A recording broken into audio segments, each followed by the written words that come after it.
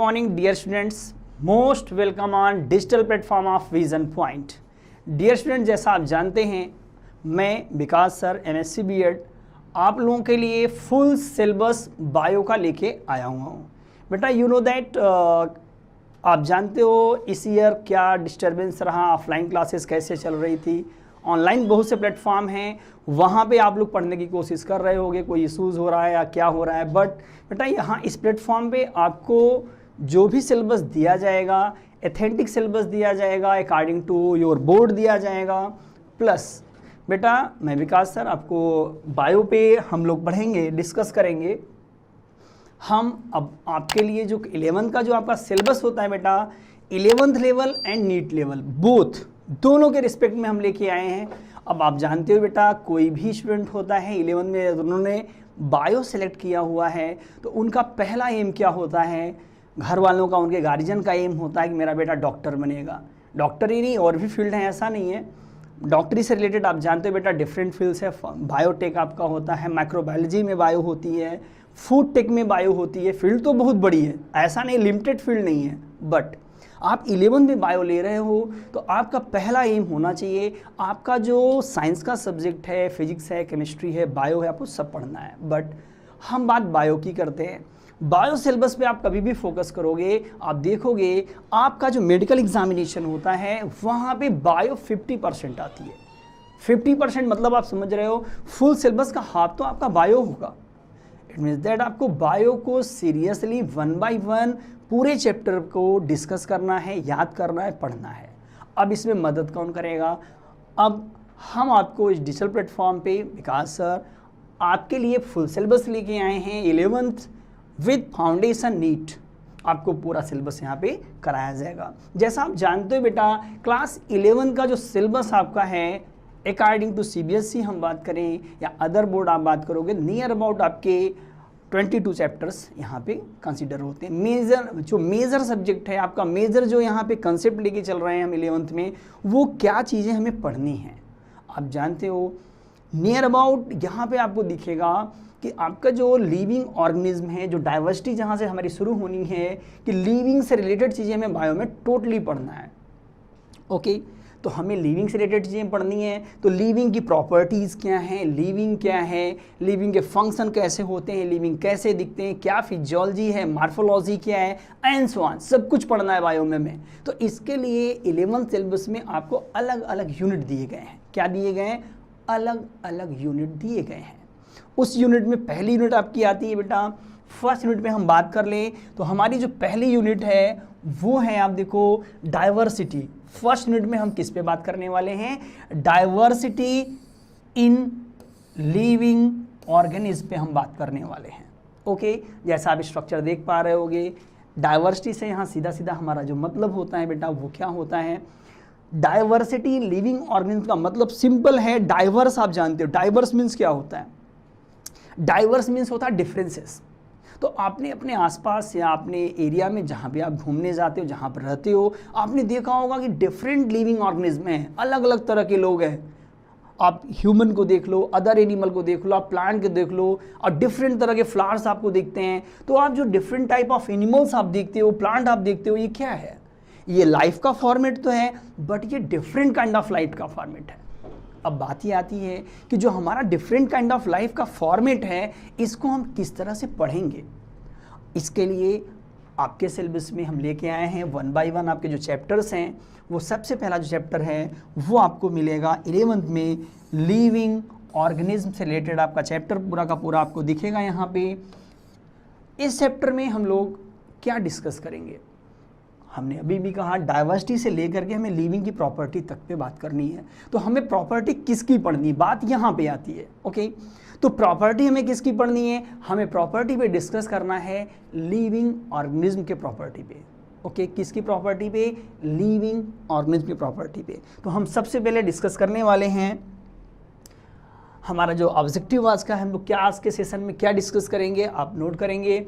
Diversity in living organism पे बात होगी, व्हाट इज़ लिविंग पे बात होगी, इनके जो कैरेक्टरिस्टिक्स हैं, जो प्रॉपर्टीज़ हैं, हम इस पे डिस्कस करेंगे। ओके तो अभी भी हमने आपको बताया भी जो डाइवर्सिटी हमारी, हम इस पर थोड़ा सा बात करें, हम डिटेल डिस्कस करेंगे आपसे। तो डाइवर्सिटी क्या था? Differences. Differences means living organism में जो डिफरेंसेस है। यदि हम बात करते हैं कि हमारा जो डाइवर्सिटी इन ऑर्गेनिज्म मीन्स क्या होगा, ये टर्म हम स्पेशली यूज कर सकते हैं फॉर बायोडाइवर्सिटी। क्या यूज कर सकते हैं? बायोडाइवर्सिटी।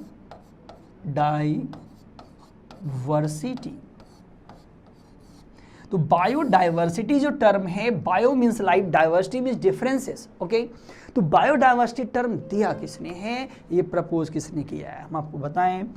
तो आपको नाम लिखना होगा W.G. रोसन।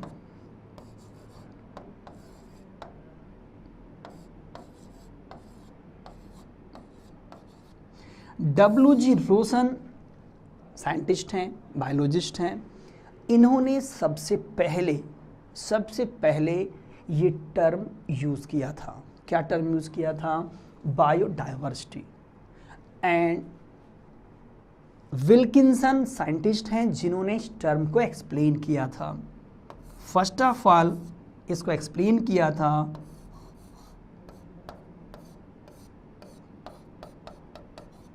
विल्किंस ने।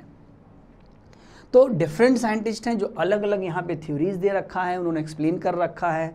अब हम आगे बात करेंगे बेटा, ये जो डाइवर्सिटी आपका है, ये टर्म अभी भी हमने आपको कहा, ये टर्म दिया गया किसके थ्रू है? W.G. रोसन ने। ओके, चलो ठीक है, बात हमें समझ में आ गई। अब what is living, characteristics of living पे हम लोग बात करेंगे। अब व्हाट इज लिविंग क्या है, इसकी प्रॉपर्टी पे आइए हम आपको बताते हैं बेटा, वन बाई वन हम लोग डिस्कस करेंगे। यहाँ पे आप देखो, यहाँ पे व्हाट इज लिविंग आप लोगों को यहाँ पे दिख रहा होगा। व्हाट इज लिविंग है क्या? आप देखो यहाँ पे कोई भी लिविंग ऑर्गेनिज्म आपको आइडेंटिफाई करना है, बताना है कि लिविंग क्या होता है, आप कैसे बताओगे? तो आप अर्लियर क्लासेज पढ़ा होगा, सर ग्रोथ करता है, रिप्रोड्यूस करता है, या इन सवाल प्रॉपर्टी आप बताते हो। बट यहाँ सिरियलाइज आपको देखो, यहाँ पे वन बाय वन जो प्रॉपर्टीज लेनी है वो हम आपको बताएंगे। We can identify the living organism on the basis of fundamental characteristics such as. कौन से फंडामेंटल प्रॉपर्टीज है जो लिविंग में हमें डिस्कस करना है? फर्स्ट प्रॉपर्टी आप देखो, ग्रोथ। ग्रोथ क्या है, इस पे भी हम बात करेंगे। सेकंड क्या है? Presence of protoplasm. थर्ड क्या है? Metabolism. Next cellular organisation, homeostasis, reproduction, respiration and nutrition.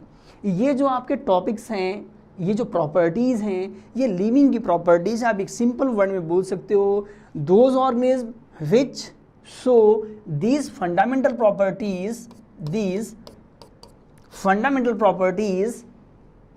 are called living organism। उसे हम क्या कहेंगे?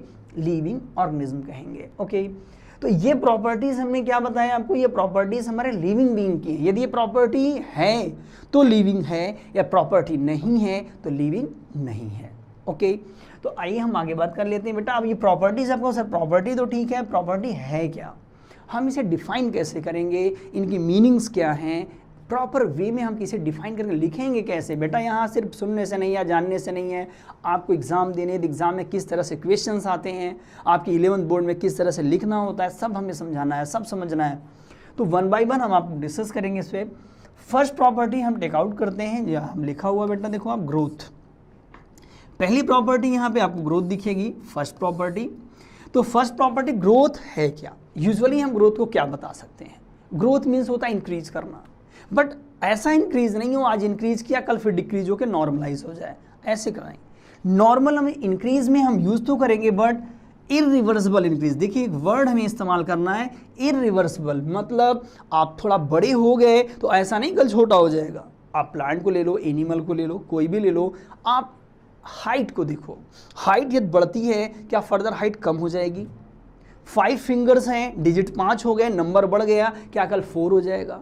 नो, ये रिवर्सिबल नहीं है। तो रिवर्सिबल नहीं है तो इरिवर्सिबल इंक्रीज इन ऑर्गेनिज्म। कुछ भी इंक्रीज करता हो, कुछ भी इंक्रीज करता हो, वेट इंक्रीज करता हो, लेंथ इंक्रीज करती हो, सेल का नंबर इंक्रीज करता हो, प्रोटोप्लाज्म इंक्रीज करता हो, एनीथिंग, बट वो कैसा होना चाहिए?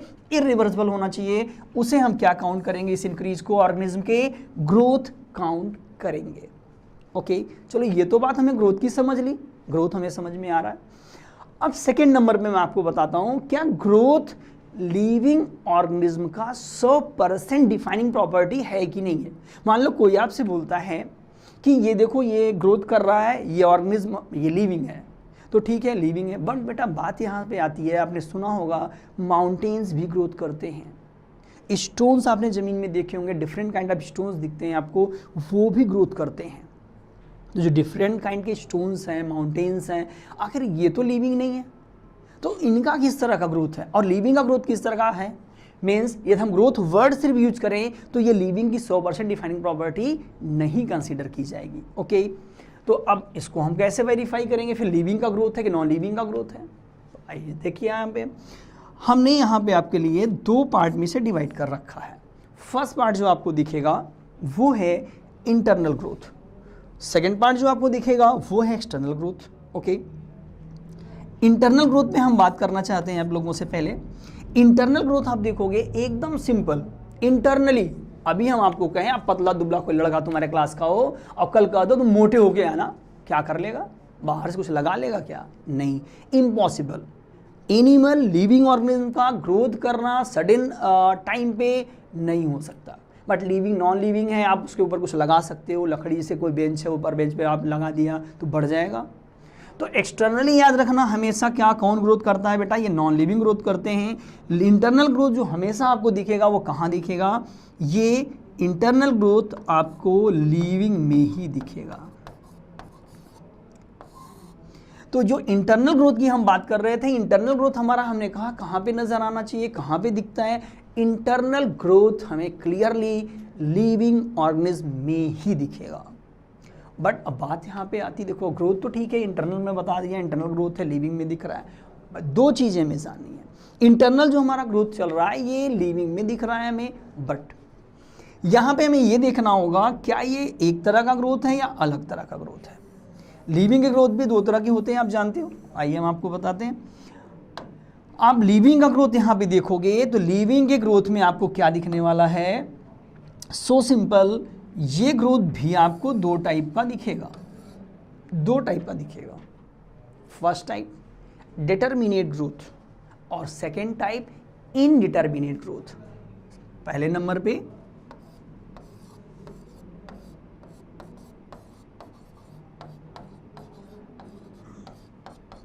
Determinate growth. डिटरमिनेट ग्रोथ से हमारा मतलब क्या है? डिफाइंड ग्रोथ है ये। डिटरमिनेट ग्रोथ कैसा ग्रोथ है? डिटरमिनेट ग्रोथ हमारा डिफाइंड ग्रोथ है। डिफाइंड ग्रोथ मतलब अभी हम आपसे कहें कि बाहर हमने एक डॉग देखा है, क्या देखा है? डॉग देखा है। तो आप यूजुअली सर पूछोगे सर हाँ डॉग समझ गए हमने कहा हाँ डॉग में यार 4 लेग्स थे। अरे यार यूजुअल है, 4 डॉग है तो 4 लेग्स होगा, 2 आइज होगी, 2 ईयर्स होगा। डिफाइंड है मतलब वहाँ आपको हमें बताने की ज़रूरत नहीं है कि हाँ इतने इतने हैं। आप जिस लिविंग को नहीं जानते उसे बताना पड़ सकता, बट नॉर्मली जो यूजुअली आप जानते हो उसे आप बता सकते हो। तो ये तो डिफाइंड ग्रोथ हुआ। तो डिफाइंड ग्रोथ मोस्टली जो आपको दिखेगा ये एनिमल्स में दिखेगा। हमारा डिफाइंड ग्रोथ जो हमें कहाँ दिखेगा? एनिमल्स में दिखेगा। ओके, बट हमने एक टर्म और लिख रखा है ग्रोथ का दूसरा टाइप क्या है, और वो भी हम लिविंग की हम बात करें। इंटरनल ग्रोथ कहाँ होता है? लिविंग में होता, क्लियरली हमने आपको समझाया अभी। तो सेकेंड टाइप में हम बात कर लेते हैं। इसका जो सेकेंड टाइप हमें दिखेगा वो है नॉन डिटरमिनेट।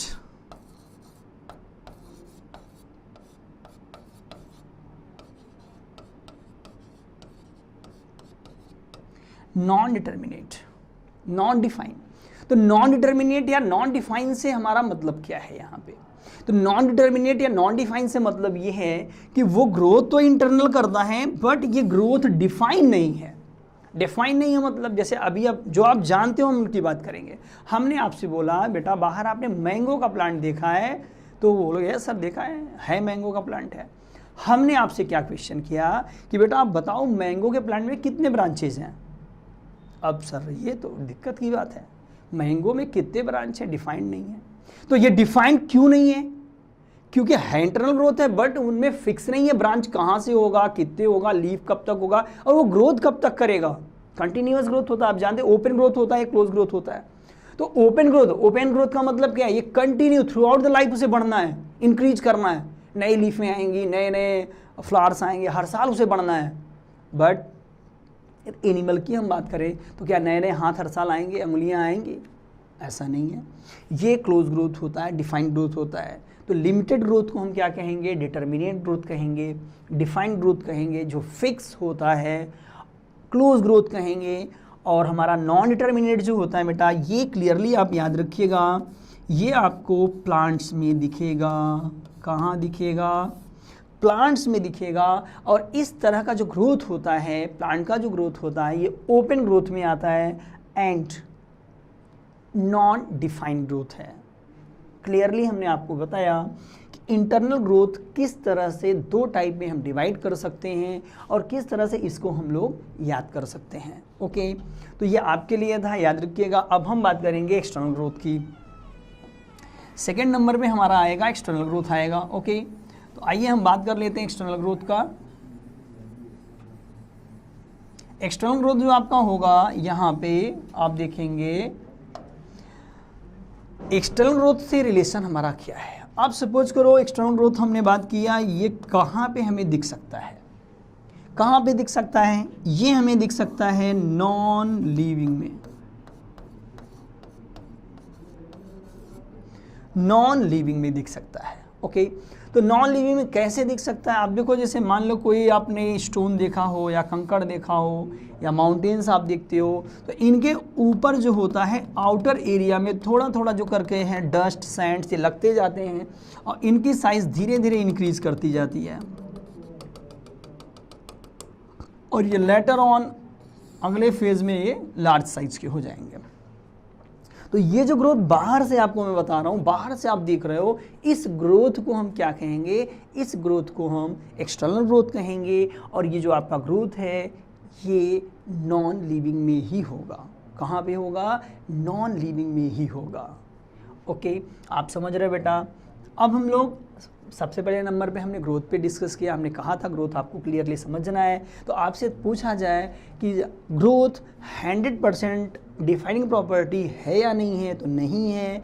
फिर कि कौन सा ग्रोथ है? इंटरनल ग्रोथ जो आपसे यदि पूछा जाए तो आप बता सकते हो internal growth is a 100% defining property of living organism. Okay, second number पे देखिए हमारे पास कौन सा टॉपिक है? हम लोग प्रेजेंस ऑफ प्रोटोप्लाज्म पे डिस्कस करेंगे। सेकेंड टॉपिक क्या है हमारा? प्रेजेंस ऑफ प्रोटोप्लाज्म पे हम डिस्कस करेंगे। तो आइए देखिए, प्रेजेंस ऑफ प्रोटोप्लाज्म है क्या? प्रोटोप्लाज्म क्या है, इस पे पहले हम बात कर लें, आप समझ लो। क्योंकि बेटा आप 11th अभी शुरुआत कर रहे हो, तो आपने 9-10 में बायो बहुत बड़े लेवल पे नहीं था, तो इसलिए हर छोटी से छोटी बात आपको डिस्कस करते हुए चलेंगे, समझाते हुए चलेंगे, आपको लग के पढ़ना है बस। ओके, तो आप आओ देखो, प्रेजेंस ऑफ प्रोटोप्लाज्म की हम बात कर रहे हैं। तो presence of protoplasm, firstly protoplasm है क्या? आप देखो यहाँ पे डिफाइन है, all living content of cell is called protoplasm.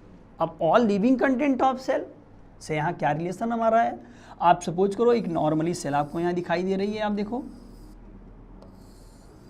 Centre में न्यूक्लियस है, क्रोमोसोम है, ये सेल ऑर्गेनेल्स हो गए आपके, ये आपका साइटोप्लाज्म हो गया,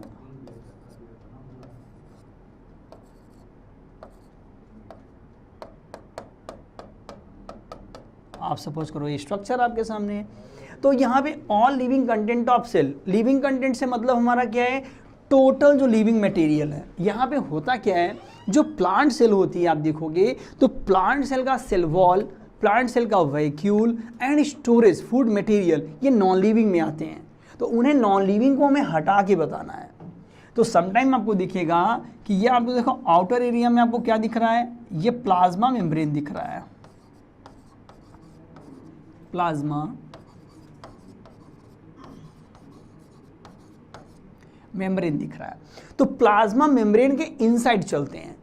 प्लाज्मा मेम्ब्रेन के इनसाइड जो कुछ भी है ये सब का सब क्या है?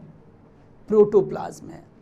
तो आप यहाँ पे मोस्टली आपने देखा होगा ये एरिया हम साइटोप्लाज्म मेंशन करते हैं, जहाँ पे आपके सेल ऑर्गेनेल्स और लिक्विड मटेरियल होते हैं, और सेंट्रली लोकेटेड क्या आपका है? ये न्यूक्लियस है।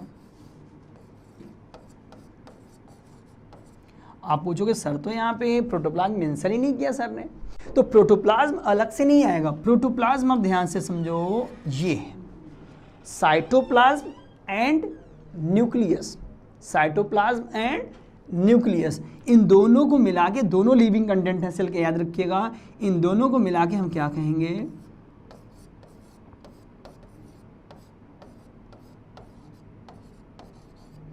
दोनों को मिला के कलेक्टिवली हम लोग प्रोटोप्लाज्म में बात करेंगे।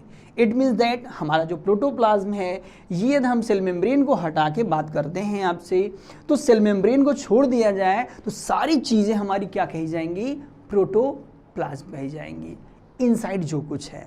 अब बात ये आती है, इसमें सारे सेल ऑर्गेन्स आएंगे, सब टोटल न्यूक्लियस हमारा आएगा। तो ये टोटल जो सेल ऑर्गेन्स और न्यूक्लियस हैं, तो हम बात करें फंक्शन ऑफ सेल की, वाइटल एक्टिविटीज़ ऑफ सेल की, तो फंक्शन ऑफ सेल पे हम डिस्कस करना चाहेंगे। तो फंक्शन ऑफ सेल आप देखोगे कहाँ पे होगा, तो टोटल जितने भी फंक्शन सेल के हैं, ऑर्गेनिज्म के, वो कहाँ पे होते हैं, लिविंग कंटेंट ऑफ सेल में तो होते हैं। तो आप देखो सेकेंड पॉइंट मैंने मेंशन किया है, it is site of all vital activities of organism. All vital activities से हमारा क्या मतलब है, ऑल वाइटल एक्टिविटीज से हमारा मतलब है कि जो भी लिविंग के सर्वाइवल में जो प्रोसेस हेल्प करते हैं, लिविंग के सर्वाइवल में जो प्रोसेस हेल्प करते हैं, उन्हें हम क्या कहते हैं, उन्हीं प्रोसेस को हम वाइटल एक्टिविटीज़ कहते हैं। जैसे आप ब्रीदिंग कर रहे हैं, एक्सचेंज ऑफ गैसेस हो रहा है, फॉर्मेशन ऑफ ग्लाइकोजन हो रहा है, रिलीज ऑफ CO2 हो रहा है, तो ये सेलुलर लेवल पे भी होगा, ये चीज़ें सेल करेंगी हमारी। तो याद रखिएगा बेटा, जब सेल करेंगी तो ये सर्वाइवल के लिए सब जरूरी हैं, तो ये वाइटल एक्टिविटीज़ इसी प्रोटोप्लाज्म के अंदर कंडक्ट होगा। ये जो इनसाइड आप देख रहे हो, इट मीन्स दैट जब वाइटल एक्टिविटीज सब उसी में होगा, तो बिना प्रोटोप्लाज्म के क्या लाइफ सर्वाइव करेगी, no. Without protoplasm life can not survive on the earth, नहीं कर सकती है। इसीलिए इस रिस्पेक्ट में एक वर्ड सामने आएगा, Julian Huxley, you know that, एक साइंटिस्ट हैं, बायोलॉजिस्ट हैं, इन्होंने physical basis of life represent किया था, किसे, प्रोटोप्लाज्म को। क्या रिप्रेजेंट किया था, फिजिकल बेसिस ऑफ लाइफ। क्यों, रीजन हम आपको अर्लियर ही बता चुके हैं, because protoplasm conducted all kind of vital activities of the cell, सभी वाइटल एक्टिविटीज को ये कंडक्ट करता है। ये तो बात हो गई किसकी, अब ये भी हमने डिस्कस किया आपसे, ये जो हमारा प्रोटोप्लाज्म है, अब इसकी बात आती है कि ये 100% डिफाइनिंग प्रॉपर्टी है या नहीं है। तो याद रखिएगा, प्रोटोप्लाज्म का प्रेजेंट या एब्सेंट होना 100% डिफाइनिंग प्रॉपर्टी है। प्रेजेंट है तो लिविंग, एब्सेंट है तो नॉन लिविंग। यहाँ से आप डिफाइन कर सकते हो लिविंग एंड नॉन लिविंग को। ओके, नेक्स्ट पॉइंट पे हम आइए बात करते हैं। हमारा नेक्स्ट पॉइंट क्या था, हमारा नेक्स्ट पॉइंट यहाँ पे था, डिस्कस कर रहे थे हम लोग,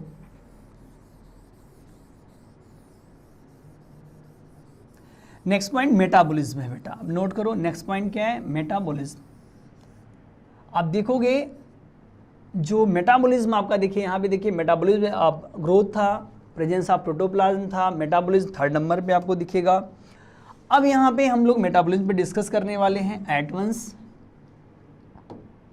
तो मेटाबॉलिज्म हमारा जो प्रॉपर्टी है यहाँ पे वो क्या दिखेगा,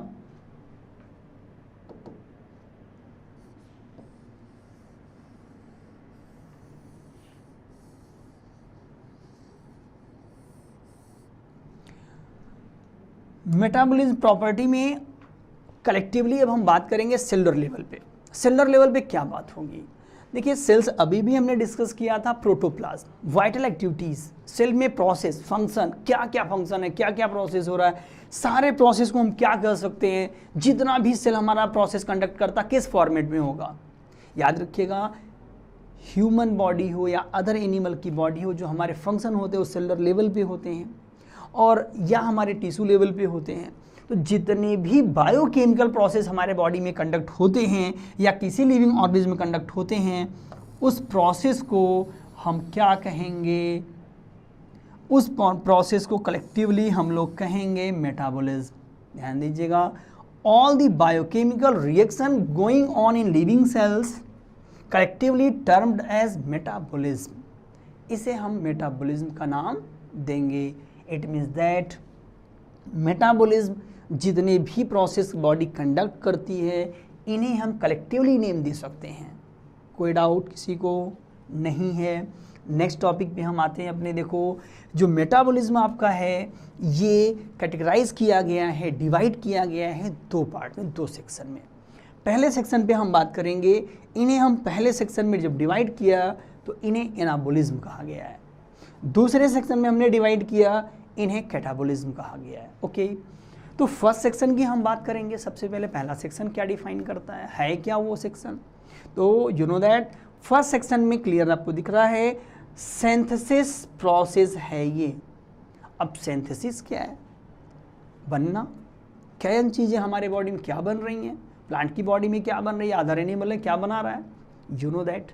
बनने से यहाँ रिलेशन है कि सिंपल कंपोनेंट को मिला करके कॉम्प्लेक्स कंपोनेंट बनाना। जैसे आप अर्लियर टाइम में, आइए हम इसको ऊपर आपको थोड़ा समझा देते हैं। अर्लियर टाइम में आपने देखा होगा कि आपने फोटोसिंथेसिस का एक इक्वेशन याद किया होगा, उस इक्वेशन पे हम भी बात करना चाहेंगे। आपने देखा होगा 6CO2 प्लस 12H2O गिव्स, यहाँ पे लाइट होगा, आप सनलाइट लिख सकते हैं। प्लांट कैसा होना चाहिए? ग्रीन होना चाहिए, मीन्स यहाँ क्लोरोफिल होना चाहिए। सेकेंड नंबर पे यहाँ पे क्लोरोफिल होना चाहिए।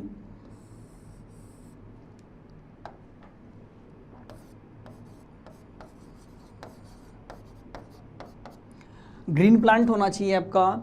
तो CO2, H2O, 12H2O ये इनऑर्गेनिक कंपोनेंट है, आप ध्यान दीजिएगा, सिंपल कंपोनेंट है, इनऑर्गेनिक कंपोनेंट है। अब ये दोनों कंपोनेंट आपस में मिल रहे हैं, दोनं कंपोनेंट आपस में मिल जाएंगे and gives C6H12O6 plus 6O2 plus 6H2O। बात यहाँ से आती है कि देखिए यहाँ पे ये दोनों कंपोनेंट बेटा इनऑर्गेनिक थे, ये प्लांट में रीअरेंज होकर के, ऐड होकर के इन्होंने ऑर्गेनिक कंपोनेंट ग्लूकोज का फॉर्मेशन किया हुआ है। किसका फॉर्मेशन किया हुआ है? ग्लूकोज का फॉर्मेशन किया हुआ है। तो ग्लूकोज कैसे बन रहा है? इनऑर्गेनिक से बन रहा है, सिंपल से कॉम्प्लेक्स में कन्वर्ट हो रहा है। This is known as synthesis process. तो यू नो दैट ये फोटोसिंथेसिस है, नाम में सिंथेसिस लगा होता है, फोटोसिंथेसिस प्रोसेस। तो ये तो फोटोसिंथेसिस का प्रोसेस, फॉर्मेशन हुआ या नहीं हुआ? तो फॉर्मेशन प्रोसेस को हम क्या कहेंगे? एनाबॉलिज्म कहेंगे। इट मीन्स दैट यदि हम इसके एग्जाम्पल भी बात कर लें कि सर एनाबॉलिज्म का एग्जाम्पल क्या होगा, प्रोसेस तो आप समझ गए, लिखना एकदम सो सिंपल है। It is biochemical process in which synthesis takes place. Synthesis बता दो, काम खत्म हो गया। Synthesis takes place is called anabolism. Simple anabolism हम बता सकते हैं। एग्जाम्पल पे हम अभी बात कर रहे थे, तो एग्जाम्पल में हम यहाँ पे लिख सकते हैं photosynthesis. Photosynthesis, okay. Second number पे हम क्या लिख सकते हैं? Glycogen formation. यहाँ पे आप एनिमल्स में देखोगे क्या बनता है? ग्लाइकोजन बनता है, glycogen formation, okay. Next number पे हम बात करते हैं और चीज़ें यहाँ पे क्या आपको दिखेंगी? कैटाबॉलिज्म की हम बात करते। देखो अब ये तो हमारा क्या था? एनाबॉलिज्म था। एनाबॉलिज्म में जो प्रोसेस हमारे बॉडी में क्या होते हैं? सिंथेसाइज होते हैं या बनते हैं। आप कोई भी प्रोसेस बता सकते हो, फैट का फॉर्मेशन हो रहा है, ग्लाइकोजन का फॉर्मेशन हो रहा है, ग्लूकोज का फॉर्मेशन प्लांट में हो रहा है, ये ओवरऑल प्रोसेस सबके सब कहाँ आएंगे? एनाबॉलिज्म में इसे हम कंसीडर करेंगे, ओके। अब हम बात करते हैं हमारा सेकेंड टॉपिक इसमें क्या है? कैटाबॉलिज्म है, ओके। आइए बेटा अब हम बात कर लेते हैं, हमारा जो सेकेंड टॉपिक था कैटाबॉलिज्म, ओके। तो आइए कैटाबॉलिज्म में हम डिस्कस करने वाले हैं। तो कैटाबॉलिज्म में हमें क्या चीज़ें यहाँ पे दिखेंगी? तो यहाँ पे हम लोग देखेंगे, देखिए आप सेकेंड नंबर क्या मेटाबॉलिज्म में हम लोग क्या बात करेंगे अभी यहाँ पे। आइए कैटाबॉलिज्म पे डिस्कस कर लेते हैं हम लोग। कैटाबॉलिज्म जैसा अभी भी हमने कहा आपको, सिंपल एनाबॉलिज्म में क्या हो रहा था? सिंथेसिस। तो कैटाबॉलिज्म में क्या होगा? कैटाबॉलिज्म में चीज़ें ब्रेक होंगी। क्या होंगी चीज़ें? यहाँ पे चीज़ें आपकी ब्रेक होंगी, ठीक है। तो आप देखोगे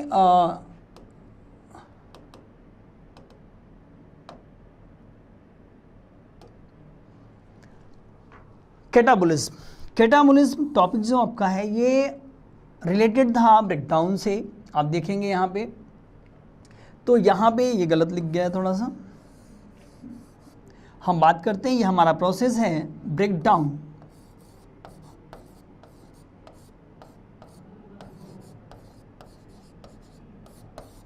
ब्रेकडाउन से हमारा क्या लेना देना? ब्रेकडाउन में टूटने का प्रोसेस है। टूटना मतलब क्या हो गया? अब एकदम सिंपल की बात करो, एकदम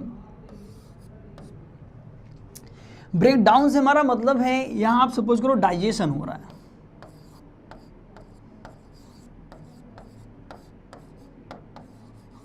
डाइजेशन हो रहा है, तो डाइजेशन ब्रेकडाउन का प्रोसेस है। So simple. रेस्पिरेशन हो रहा है आपका,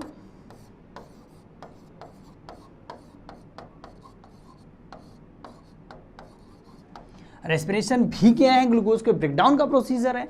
तो ब्रेकडाउन का मतलब सिंपल है, क्या सिंपल है? टूटना। तो इन सब प्रोसीजर में ब्रेकडाउन के प्रोसीजर होंगे और उन्हें हम क्या कहेंगे बेटा? कैटाबोलिज्म कहेंगे। ओके, तो हमने क्या समझ लिया? हमारा जो प्रोसीजर था प्रेजेंस ऑफ प्रोटोप्लाज्म। अब देखिए वापस आते हैं हम लोग। देखिए हमने ग्रोथ बता दिया, प्रेजेंस ऑफ प्रोटोप्लाज्म हो गया, मेटाबॉलिज्म हो गया। नेक्स्ट हमारा टॉपिक है सेलुलर ऑर्गेनाइजेशन।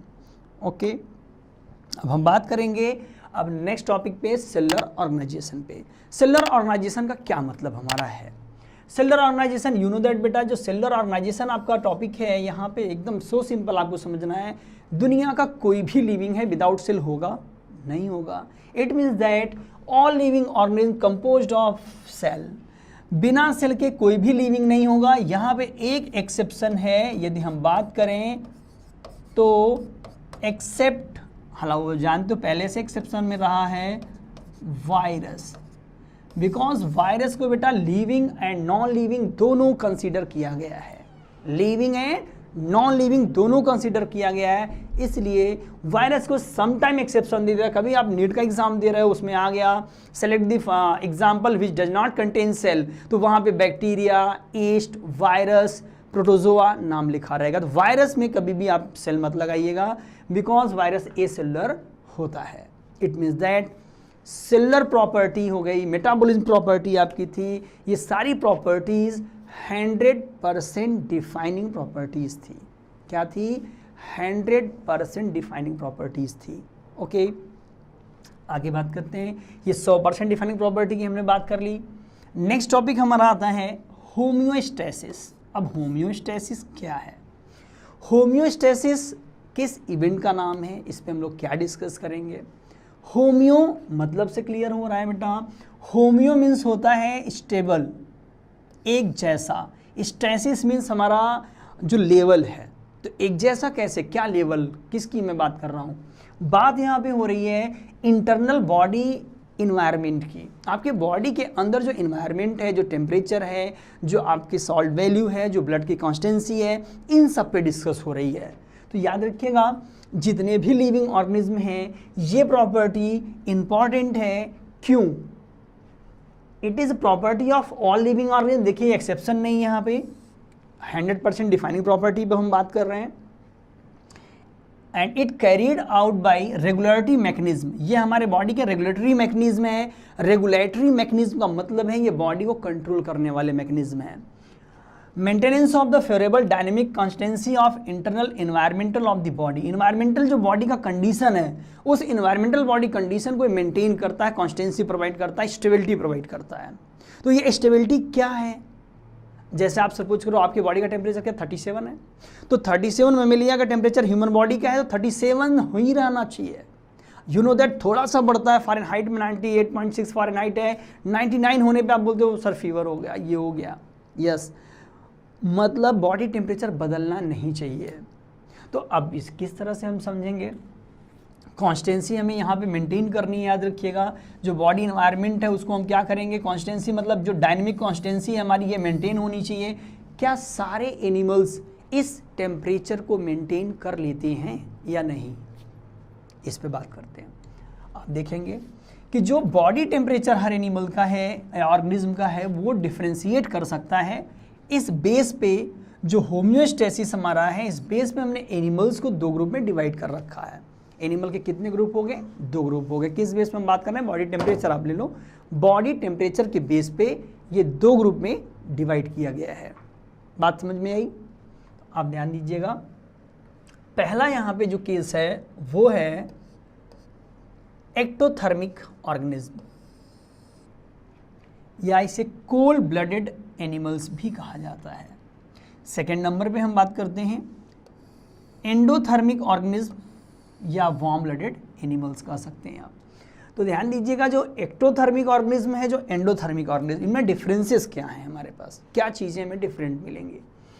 तो यहाँ पे सो सिंपल तरीका होगा बेटा कि जो बॉडी टेम्परेचर है एक्टोथर्मिक का, आप देखेंगे डिपेंड ऑन इन्वायरमेंट।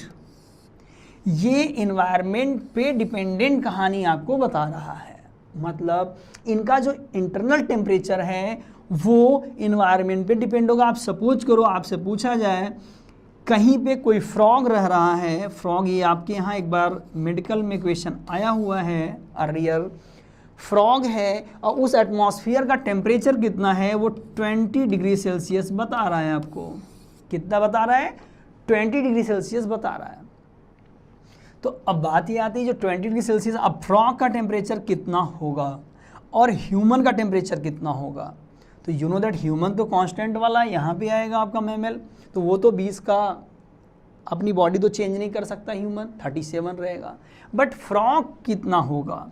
तो फ्रॉग का बॉडी टेम्परेचर इस टेम्परेचर के लगभग इक्विवेलेंट देखने को मिलेगा।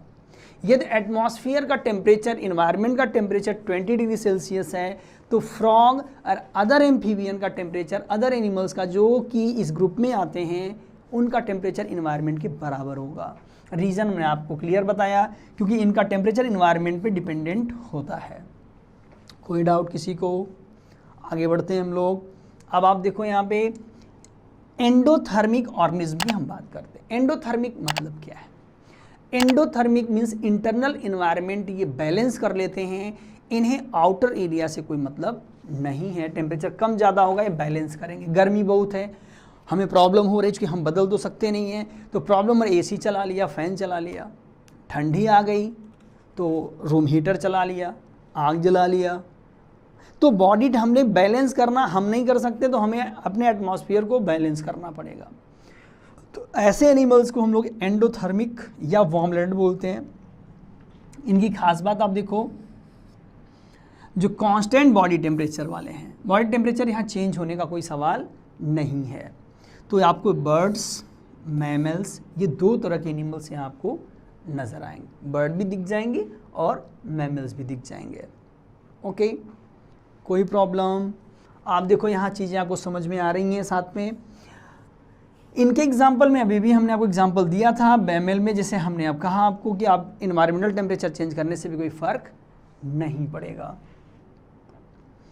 बेटा देखिए, बात करते हैं हम लोग प्रॉपर्टी होम्योस्टेसिस पे थी। अब आप देखो होम्योस्टेसिस कहाँ पे? यहाँ पे था। हमने ये प्रॉपर्टी अभी अभी डिस्कस किया आप लोगों से। नेक्स्ट नंबर पे हम बात करते हैं बेटा 2-3 प्रॉपर्टियाँ, या सो सिंपल प्रॉपर्टी, आप पहले से इसको डिफाइन कर रखे हो, आप लोग बेसिक जानते हो, या बहुत ज़्यादा नहीं बताना है, थोड़ा सा बताना है। रिप्रोडक्शन, रिप्रोडक्शन में क्या होता है? You know that is the natural process, biological process. It is a biological process by which any organism able to produce new one themselves। तो न्यू वन को प्रोड्यूस करता कोई भी ऑर्गेनिज्म, तो क्या ये 100% डिफाइनिंग प्रॉपर्टी है? नहीं। ऑप्शन क्यों नहीं? रीज़न ये है, बहुत से ऐसे एनिमल हैं, कुछ ऐसे जैसे आपको हनी बी में ड्रोन मेल दिख जाएगा, वो तो रिप्रोड्यूस करता, बट वर्कर्स उनमें होती हैं एक फीमेल, वर्कर्स रिप्रोड्यूस नहीं करते। तो वर्कर्स क्या लिविंग नहीं है? हैं। स्ट्राइल मेल मान लो कोई है जो न्यू वन नहीं प्रोड्यूस करना चाह या नहीं कर पा रहा है, तो वो भी तो लिविंग में आएगा।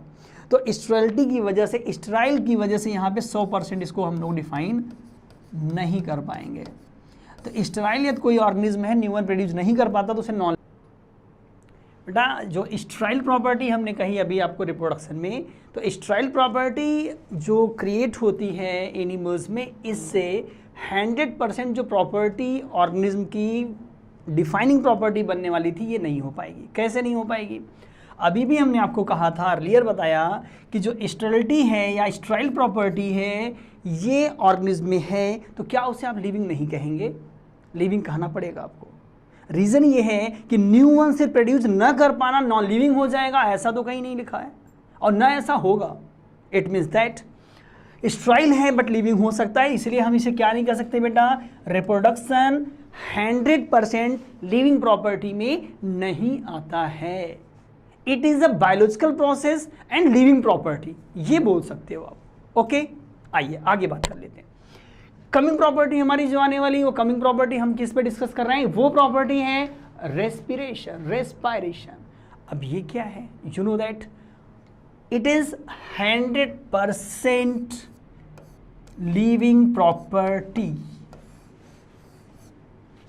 Because living organism two kind, aerobic and anaerobic. ये दो तरह के हो सकते हैं आपके, एरोबिक एनारोबिक, बट दोनों रेस्पिरेशन में ही आएंगे और रेस्पिरेशन के बिना लिविंग ऑर्गेनिज्म सरवाइव नहीं कर सकता है। आप जानते हो यहाँ पे ऑक्सीजन या तो प्रेजेंट हो या एब्सेंट हो, ये मायने नहीं रखता, या तो हो या तो ना हो, दोनों केसेस में हम बात करेंगे।